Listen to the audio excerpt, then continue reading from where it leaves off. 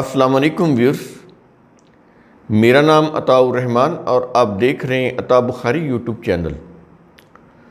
قرآن کریم کی مسلسل ایکسپوزیشن کے سلسلہ میں آج ہم سورہ المائدہ کی آیت نمبر 2 کی ایکسپوزیشن کریں گے۔ اس آیت میں کچھ ایسی چیزیں بتائی گئی ہیں کہ ان کی حرمت نہیں، بے حرمتی نہیں کرنی، ان کی حرمت کا خیال رکھنا ہے۔ وہ حلال نہیں سمجھنا کہ ہم ان کی بے حرمتی کریں تو یہ جائز ہے، ایسا نہیں کرنا۔ جن چیز کی حرمت کا حکم قرآن نے دیا ہے ان کے اوپر کاربند رہنا۔ تو اس سلسلے میں قرآن کریم نے کچھ اہم چیزیں بتائی ہیں۔ ہم نے اپنی ٹرانسلیشن میں وہ نمبر وائز اس آیت کی چھوٹے چھوٹے سیگمنٹ کر کے ان کو نمبر وائز بیان کیا ہے۔ تو یہ چونکہ آیت طویل ہے، اس کا ہم انٹروڈکشن زیادہ طویل نہیں دے سکتے تاکہ یہ آیت اسی ویڈیو کے اندر ہی ختم ہو جائے۔ تو شروع کرتے ہیں سورہ المائدہ کی آیت نمبر 2۔ خطاب ہے یا ایھا الذین آمنو، اے وہ لوگو جو ایمان لائے ہو۔ اب ان سے خطاب کر کے کیا کہا جا رہا ہے؟ کیا یہ رہا ہے کہ لا تحلو، تم بے حرمتی نہ کرو، لا تحلو حلال نہ جانو، جائز نہ جانو، بے حرمتی نہ کرو۔ کس چیز کی بے حرمتی نہ کرو؟ آگے ہم اس کو نمبر وائز اس کو بیان کرتے ہیں، جیسے قرآن کریم نے بتائے ہیں ان کو اسی طرح۔ کیا یہ رہا ہے؟ شعائر اللہ، اللہ کے شاعر کی، یعنی بے حرمتی نہ کرو۔ کس کی؟ نمبر 1 اللہ کے شاعر کی۔ یہ شاعر کا معنی کیا ہوتا ہے؟ شین عین الفا، شاعر، نشانیاں، علامتیں۔ تو کہتا ہے کہ اللہ کے شاعر یعنی اس کی جو نشانیاں، جو علامتیں ہیں، ان کی بے حرمتی نہ کرو۔ نمبر 1 ایک تو یہ ہو گیا، اور آگے وَلَا الشَّهْرَ الْحَرَامَ، نمبر 2 پہ آ گیا نہ حرمت والے مہینے کی بے حرمتی کرو۔ حرمت والا مہینہ کون سا ہوتا ہے؟ جس میں اتفاق رائے سے جنگ بندی کا فیصلہ ہو جائے، اس کا اعلان ہو جائے کہ یہ جو مہینہ ہے یا یہ جو مہینے ہیں اس میں جنگ نہیں کریں گے، کیونکہ لوگوں نے اپنی معاش کے کام کرنے ہوتے ہیں۔ اگر سارا سال ہی جنگ رہے تو پھر لوگوں کی معیشت تباہ ہو جائے گی۔ تو اس لیے قرآن کریم کہتا ہے کہ کچھ ایسے مہینے بھی ڈیفائن کر لو کہ اس میں جنگ نہیں ہونی چاہیے، امن ہونا چاہیے، تاکہ لوگ اپنی معاشی سرگرمیاں کریں، ان کی معیشت بالکل تباہ نہ ہو جائے۔ تو اس لیے وہ کہتا ہے کہ کچھ حرمت والا مہینہ یا مہینے ہونے چاہیے۔ یہ کون سے مہینے ہونے چاہیے اور کتنے ہونے چاہیے، یہ انسانوں نے اپنے زمانے کے حالات اور واقعات کے مطابق فیصلہ کرنا ہوتا ہے۔ اللہ نے قانونی ایک قانون دیا ہے، ایک قانون دیا ہے، ایک اصول دیا ہے، لیکن انسانوں کے اوپر چھوڑ دیا ہے کہ وہ کب کتنے مہینے، 1 مہینہ یا 2 مہینے یا 3 مہینے، اور وہ پھر کون سے مہینے وہ اس کے لیے ڈیفائن کرتے ہیں، یہ وہ اپنے حالات و واقعات کے مطابق خود فیصلہ کریں۔ اس کا فیصلہ اللہ نے نہیں کر کے دینا، کیونکہ اللہ اگر کر کے دے دیتا تو پھر یہ بڑی مشکل ہو جاتی۔ اور ایک دور میں جو حرمت والے مہینے جو ڈیفائن کیے گئے ہیں وہ ضروری نہیں ہے کہ وہ آگے کسی دور میں یا کسی عہد میں یا کسی زمانہ میں بھی وہی مہینے رہیں، ان کی تعداد بھی وہی رہے اور مہینے بھی وہی رہیں۔ یہ ممکن نہیں ہے، آگے جا کے وہ بدل بھی سکتے ہیں، ان کی تعداد کم زیادہ ہو سکتی ہے، اور وہ جو مہینے ہیں وہ بھی پہلے اگر کچھ اور تھے تو وہ بعد میں کچھ اور ہو سکتے ہیں۔ تو یہ چیزیں ڈیفائن اگر اللہ کر دے تو پھر انسان مشکل میں پڑ جائیں، اس لیے ان کو پہلے سے ڈیفائن نہیں کیا گیا۔ اصول دیا گیا ہے کہ مہینے حرمت والے ہونے چاہیے تاکہ لوگوں کی معیشت برباد نہ ہو۔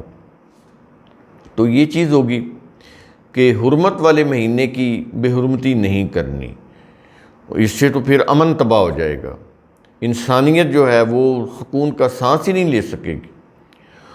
تو یہ دو چیزیں ہوں گی۔ آگے کیا یہ رہا ہے ولل ہدیہ، تیسرے نمبر پر نا اجتماع حج کے لیے وقف تحائف کی۔ یہ ہدیہ ہم بولتے ہیں، یہ وہی ہدیہ ہے، تو یہ کوئی قربانی کا جانور نہیں ہوتا، جیسا کہ ریلیجس ٹرانسلیشن میں یہ چیز کہی گئی ہے کہ وہ قربانی کا جانور اس کا ترجمہ کیا جاتا ہے۔ یہ ہدیہ، گفٹ، تحفے، تحائف۔ تو جو لوگ نہیں جا سکتے تھے حج پر، تو ان کو کہا گیا کہ جو لوگ گئے ہوئے ہیں تو تم ان کے لیے وہاں پر کوئی تحفے تحائف بھیجو تاکہ وہ ان کے کام آئیں، یہ چیز۔ اور آگے کہہ رہا ہے کیا یہ رہا ہے ولل قلائد، نا اجتماع حج کے لیے وقف نشان زدہ جانوروں کی۔ یہ قلائدہ یہ ہوتا ہے، ویسے تو یہ قلادہ رسی کو بولتے ہیں جو جانور کے گلے میں باندھی جاتی ہے، جس سے جانور ان کے قابو میں آ جاتا ہے، لوگوں کے، وہ اس سے پکڑ کر جہاں لے جانا چاہے اس کو لے جاتے ہیں۔ اسی سے پھر تقلید ہے، وہ جانور تقلید کر رہا ہوتا ہے نا، جس کے ہاتھ میں رسی ہوتی ہے وہ اسی کی تقلید کر رہا ہوتا ہے۔ جہاں رسی پکڑ کر لے جانے والا اس جانور کو لے جاتا ہے، جانور مجبور ہوتا ہے اس کے پیچھے پیچھے چلنے پہ، تو یہ تقلید ہوتی ہے۔ تو قلائدہ یہ وہ جانور جو اجتماع حج کے لیے بھیجے جاتے تھے، وہ ان سے سواری کا کام بھی لیتے تھے، اور آگے جا کے وہ اس کو مکہ میں اس کو ذبح کر کے لوگ کھاتے بھی تھے، کیونکہ وہاں پر کوئی ریسٹورنٹ یا اس طرح کے ہوٹل تو نہیں کھلے ہوتے تھے، نہ ہی لوگ اتنے کوئی دولت مند ہوتے تھے، تو وہاں پر یہ یوں کہہ لیں کہ خوراک کا ایک بندوبست کرنے کے لیے یہ چیز کہی جا رہی ہے کہ فالتو جانور ساتھ لے جاؤ، اونٹ وغیرہ، ان کے اوپر سواری بھی کرو، ان کے اوپر اپنی مال برداری یا اپنا جو سامان ہے وہ بھی لاد لو، اور راستے میں بھی کہیں پڑاؤ ہے تو ضرورت پڑتی ہے خوراک کی تو ان کو ذبح کر کے کھا لو، اور وہاں جا کر جو اجتماع حج ہے تو وہاں کے لوگوں کے لیے بھی خود بھی کھاؤ، ان کو بھی کھلاؤ، کیونکہ مقامی جو لوگ تھے وہ اتنے کو دولت مند نہیں تھے کہ حج پر آنے والے لوگوں کو کھانا کھلاتے۔ آج بھی تو جتنے بھی لوگ حج کے جاتے ہیں وہ اپنے پیسے ایڈوانس جمع کروا کے جاتے ہیں، تو یہ ایک قسم کی مینجمنٹ کی بات ہو رہی ہے، فوڈ مینجمنٹ کی، اس کی اویلیبلٹی کی بات ہو رہی ہے، تو اتنی سی بات ہے یہ۔ تو کہتا ہے کہ نا اجتماع کے لیے وقف نشان زدہ جانوروں کی، تو ان کی بھی بے حرمتی نہیں کرنی۔ اور آگے کہہ رہا ہے ولا آمین البیت الحرام، نہ بیت حرام میں آنے والوں کی حفاظت کی، یعنی جو حج کے لیے قافلے جا رہے ہیں ان کی لوٹ کھسوٹ نہیں کرنی، ان کو لوٹنا نہیں، کیونکہ اس دور میں قافلے لٹ جاتے تھے، جو قافلہ لوٹنے والے ہوتے تھے وہ طاق میں رہتے تھے کہ اس راستے سے قافلہ گزرے گیا تو ہم ان کو لوٹ لیں گے، تو یہ ایک بے حرمتی ہے جو حج پر جانے والے ہوتے تھے۔ تو کہا یہ گیا کہ یہ چیز نہیں کرنی، ان کی حفاظت کا خیال رکھنا ہے، ان کو باحفاظت مکے تک آنے دینا ہے، کوئی ان کے ساتھ لوٹ مار کا معاملہ نہیں کرنا، کوئی ان کے ساتھ راستے میں تنگی یا زور زبردستی نہیں کرنی، یہ چیز اس کے اندر کہی جا رہی۔ کیا یہ رہا کہ یہ جو لوگ حج پر جاتے ہیں وہ کرتے کیا ہیں؟ اب یہاں پر یہ چیز بتائی جا رہی ہے۔ کیا یہ رہا کہ یبتغون فضلا من ربہم، وہ اپنے رب کا فضل تلاش کرتے ہیں۔ رب کا فضل کیا ہوتا ہے؟ معاش۔ اب یہ دیکھیے قرآن کریم حج کو معاش کے ساتھ جوڑ رہا ہے۔ جو لوگ حج پر جا رہے ہیں اور بتا یہ رہا ہے کہ وہ کرتے وہاں پر کیا ہیں، وہ کرتے یہ ہیں کہ اپنے رب کا فضل تلاش کرتے ہیں، یعنی معاش تلاش کرتے ہیں۔ اندازہ لگا لیں کہ آج ہمارے جو عقائد ہیں وہ حج سے ریلیٹڈ جو ہمارے تصورات ہیں قرآن کے بالکل خلاف ہیں۔ قرآن تو یہ کہہ رہا ہے کہ وہ تلاش کرتے ہیں معاش کو وہاں، تو یہ کوئی ریچول یا وہ ورشپ والی بات نہیں ہے جیسے کہ ہمارے ذہنوں کے اندر ہے۔ بالکل قرآن جو کہہ رہا ہے ہم نے بالکل اس کے برعکس اپنے نظریات یا اپنے عقائد یا تصورات بنائے ہوئے ہیں، قرآن کے بالکل الٹ ہے۔ تو ایک تو یہ ہے کہ وہ اپنے رب کا فضل تلاش کرتے ہیں، اور دوسری کیا چیز تلاش کرتے ہیں؟ کہتا ہے وَرِضْوَانًا، وہ اللہ کا رضوان تلاش کرتے ہیں۔ رضوان کیا ہوتا ہے؟ رضوان ہوتا ہے عام ترجمہ ہوتا ہے کہ اللہ کی رضامندی، یعنی اللہ پہلے کو ناراض تھا تو اب اس کی رضامندی یہ اس کے لیے جا رہے ہیں۔ تو ایسی بات نہیں ہے، یہ راضی ہونا ناراض ہونا یہ انسانی جذبات ہیں، اللہ ان جذبات سے پاک ہے۔ تو پھر یہ رضوان کا معنی کیا ہے؟ اللہ کے قوانین کے ساتھ ہم آہنگی، کہ یہ جو لوگ حج پر جانے والے ہیں یہ وہاں پر فضل یعنی معاش تلاش کرتے ہیں، اور معاش کو تلاش کرتے ہوئے اللہ کے قوانین کے ساتھ ہم آہنگی کو بھی اپنی نظر میں رکھتے ہیں، اس کو بھی تلاش کرتے ہیں کہ کہیں اس سے ہم ادھر ادھر نہ ہو جائیں، کہ ہم اللہ کے قوانین کے ساتھ ہم آہنگ نہ رہیں۔ تو یہ اس ہم آہنگی کو بھی تلاش کرتے ہیں، اس کو بھی اپنے ذہن میں رکھتے ہیں کہ ہم جو بھی کریں اللہ کے قوانین کے ساتھ ہم آہنگ ہو کر کریں، اور اس سے ہٹ کر کوئی ہم سے ایسا کوئی کام نہ ہو جائے جو اس کی خلاف ورزی کے زمرے میں آ جائے۔ اس کے بعد اگلے الفاظ ہیں، کہتا ہے وَإِذَا حَلَلْتُمْ فَاصْطَادُوا، اور جب تم حج سے فارغ ہو جاؤ تو پھر تم شکار کر سکتے ہو۔ پیچھے حرمن کے الفاظ ہیں کہ جب تم حج کے مناسک ادا کر رہے ہو دوران حج تو تم نے شکار نہیں کرنا۔ اب کہہ رہا ہے کہ جب تم حج سے فارغ ہو گئے ہو تو پھر تم شکار کر سکتے ہو۔ اب دیکھ رہے ہیں اب قرآن کریم اپنی باتوں کی خود وضاحت کرتا چلا جاتا ہے، یہ اپنی وضاحت کے لیے کتب روایات کا محتاج نہیں ہے۔ اللہ جو بات کہتا ہے اس کو پھر کمپلیٹ کرتا ہے، اس کو واضح کرتا ہے، یہ نہیں کہ ادھوری بات کرے یا غیر واضح بات کرے، بالکل نہیں۔ اس کے بعد آگے پھر کچھ اور انسٹرکشن دی جا رہی ہے، کیا یہ رہا ہے وَلَا يَجْرِمَنَّكُمْ شَنَآنُ قَوْمٍ، اور نہ ہرگز کسی قوم کی دشمنی تمہیں آمادہ کرے، کسی بھی قوم کی دشمنی وہ تمہیں آمادہ نہ کرے، کس چیز پر؟ آگے بتا رہا ہے، کیا یہ رہا ہے ان صدوکم عن المسجد الحرام، اس باعث کہ اس قوم نے تمہیں مسجد حرام سے روک دیا تھا۔ اب یہ اس قوم کی دشمنی تھی جماعت مومنین سے کہ یہ مسجد حرام نہ جانے پائیں، تو اب اس دشمنی کی بات کر رہا ہے۔ وہ جو دشمن اقوام تھی، کوئی بھی تھی، کوئی بھی ہو، تو کہتا ہے کہ اس کی دشمنی جو ہے وہ تم پہ اس چیز پر آمادہ نہ کر دے۔ کس چیز کے اوپر آمادہ نہ کر دے؟ کہتا ہے الفاظ دیکھے، کہتا ہے ان تعتدوا، کہ صرف اس وجہ سے تم اس قوم سے زیادتی کرنے لگو کہ انہوں نے ہمیں مسجد حرام جانے سے روکا تھا، انہوں نے ہم سے دشمنی کی اور مسجد حرام جانے سے روکا، اور ان کی اس دشمنی جو ہے وہ تمہیں آمادہ کر دے کہ تم ان کے ساتھ زیادتی کرو، تو ایسا نہیں کرنا،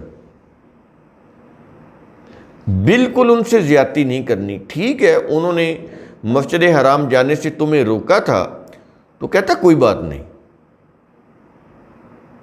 یہ جو چیز ہے تمہیں اس پر آمادہ نہ کرے کہ تم ان کے ساتھ زیادتی کرنے لگو، یہ نہیں کرنا، کوئی زیادتی نہیں کرنی ان سے، حسن سلوک کے ساتھ پیش آنا ہے۔ یہ چیزیں تھیں جس کی وجہ سے اسلام پھیلا۔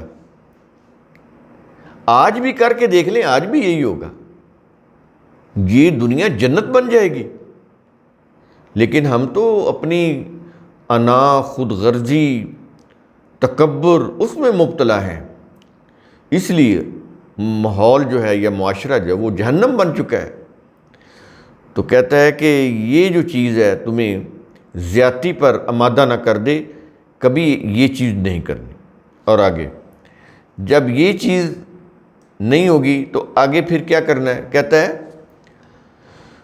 وَتَعَاوَنُوا عَلَى الْبِرِّ وَالتَّقْوَىٰ، پیچھے کہہ رہا ہے زیادتی نہیں کرنی، بھلے انہوں نے تم سے دشمنی بھی کی ہو، مسجد حرام سے جانے سے منع بھی تمہیں کیا ہو، رکاوٹ بھی بنے ہو، تب بھی ان سے زیادتی نہیں کرنی۔ اور اب کہہ رہا ہے کہ تم آپس میں بر اور تقوی کے کاموں میں تعاون کرو۔ یہ بر کیا ہوتا ہے؟ جس کا عام ترجمہ ریلیجس ٹرانسلیشن دیکھیں، نیکی کیا ہوتا ہے۔ نیکی کیا ہوتا ہے ان سے پوچھیں، وہ پھر یہی ورشپ ریچول۔ بر ہوتا ہے اسی سے بر ہے زمین، تو جیسے زمین بڑی وسیع ہے، کشادہ ہے، کہتا ہے یہ جو بر کی خصوصیات ہیں تمہارے اندر ہونی چاہیے، وسعت کی، کشادگی کی، تمہیں تنگ نظر نہیں ہونا چاہیے۔ پیچھے زیادتی سے منع کیا، یہاں پر یہ کہہ رہا ہے کہ تم زیادتی سے باز کیسے آؤ گے، اس کا علاج کیا ہے، اس کا طریقہ کیا ہے؟ وہ یہ ہے کہ تم بر کی صفات اپنے اندر سمو، تمہارے دلوں کے اندر بر ہونی چاہیے، وسعت ہونی چاہیے، کشادگی ہونی چاہیے، تنگ نظری نہیں ہونی چاہیے۔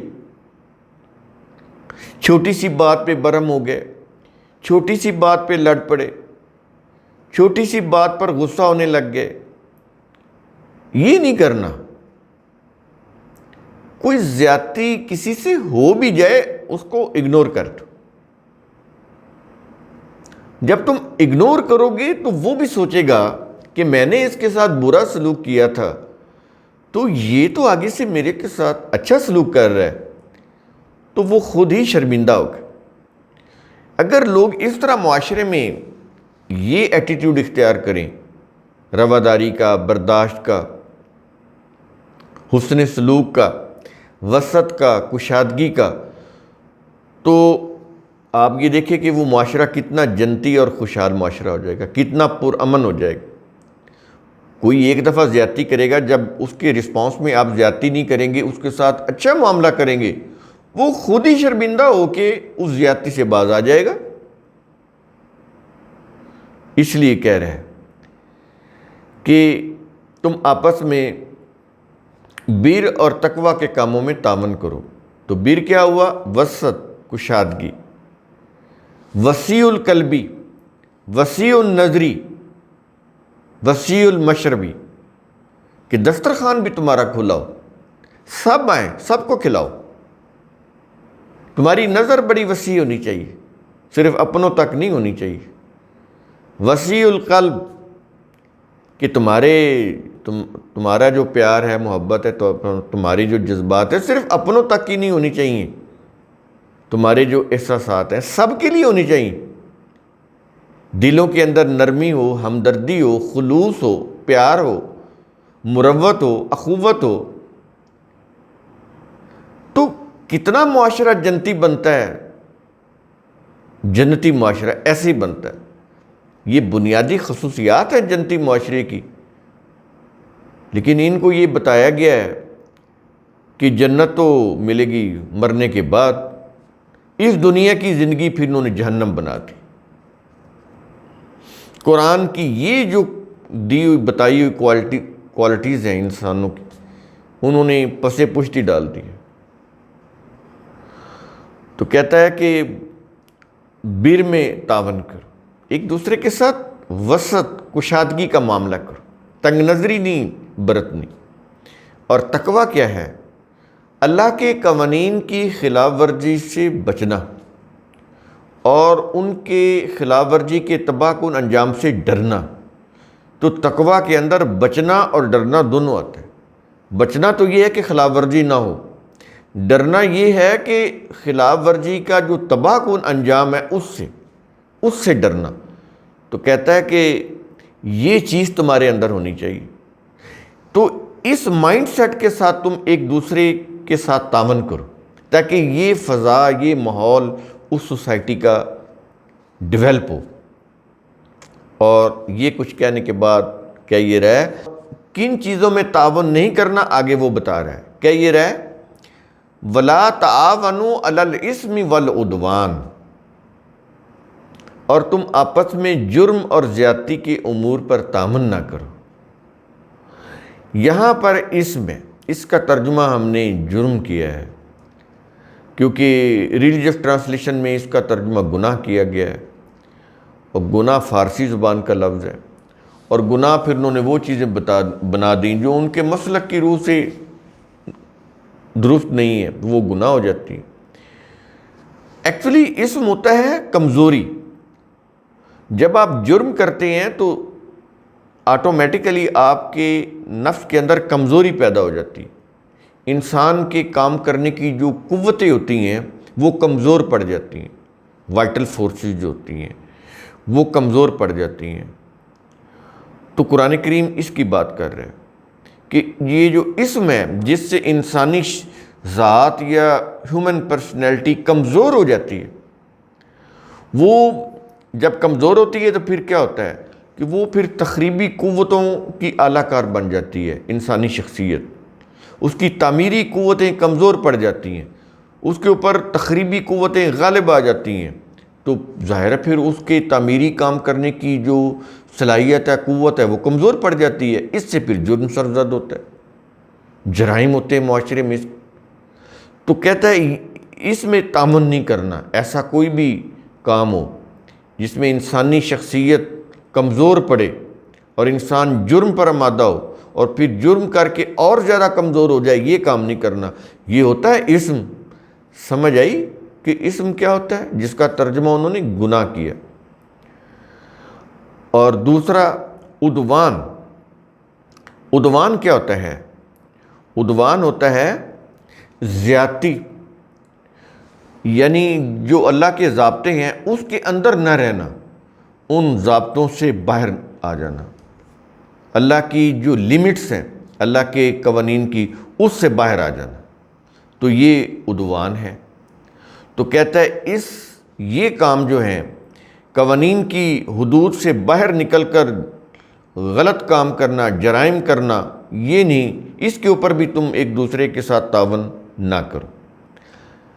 یہ کچھ کہنے کے بعد اب حکم یہ دے رہا ہے، کہتا ہے کہ وَاتَّقُوا اللَّهَ، اور تم اللہ کے قوانین کی خلاف ورزی کے تباہ کن انجام سے ڈرو۔ اللہ کے قوانین کی خلاف ورزی سے بچو اور ان کے تباہ کن انجام سے ڈرو۔ اور اس آیت کا اختتام ہے، کیا یہ رہا ہے کہ ان اللہ شدید العقاب، بلا شبہ اللہ جرائم پر بڑی سخت گرفت کرنے والا ہے۔ یہ عقاب، یہ اسی سے ہم بولتے ہیں نا عاقبت نا اندیش، یہ لفظ ہم بولتے ہیں، وہ اسی سے ہیں۔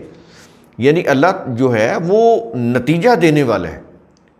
تو جو لوگ جرائم کرتے ہیں ان کا نتیجہ پھر کیا ہوتا ہے کہ اللہ کے قانون مکافات کی روح سے ان کی پھر سخت گرفت ہو جاتی ہے، ان کی پکڑ ہو جاتی ہے۔